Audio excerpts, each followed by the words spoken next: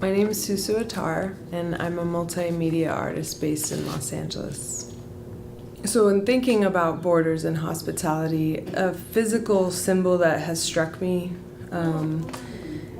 has been the noren, the fabric that hang over the doorways. And I find them interesting because they are this conceptual divider. They're usually in small spaces, often very small themselves, so not really creating any sort of division, but just symbolizing the division space. And I found all of these things very interesting, the way they mark the concept of the border, the delineation of space, but at the same time, they're keeping something protected, and at the same time, they're cleansing what's coming in. I have had the privilege of photographing a few community members, and I'm painting their portraits on the noren.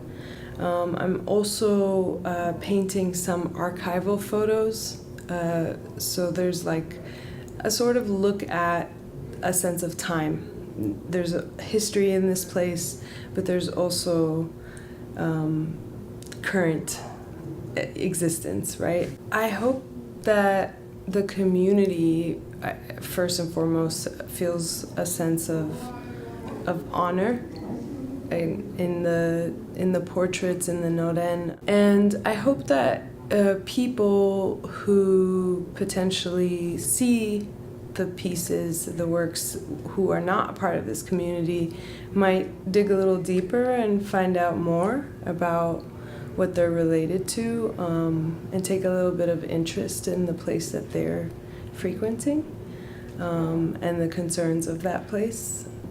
Where the noren should be placed is a part of kind of the questions I would ask the community members, because I'm interested in knowing people who are invested in this community, what they consider a borderline, either of thinking of it as this is Little Tokyo and people are unaware, or this used to be Little Tokyo and people are unaware. I've always loved Little Tokyo. I mean, I'm from LA.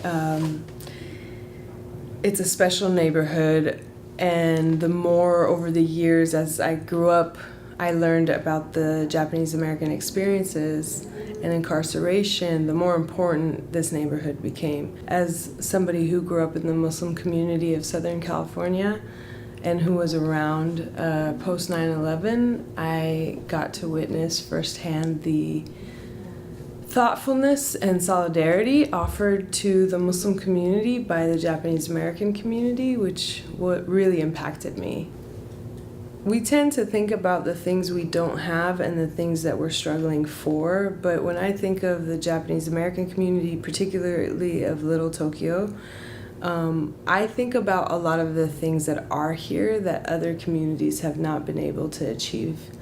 And so when I look at the cultural institutions and the communication among them, the development and social services like the LTSC, introducing now arts residency, I see a lot of structure rooted in culture that is being cared for, thoughtful, and connected to each other. To me, I look to that as an example of something that could be replicated in other communities. So I think it's important to kind of look sometimes at what we do have, what we're doing right.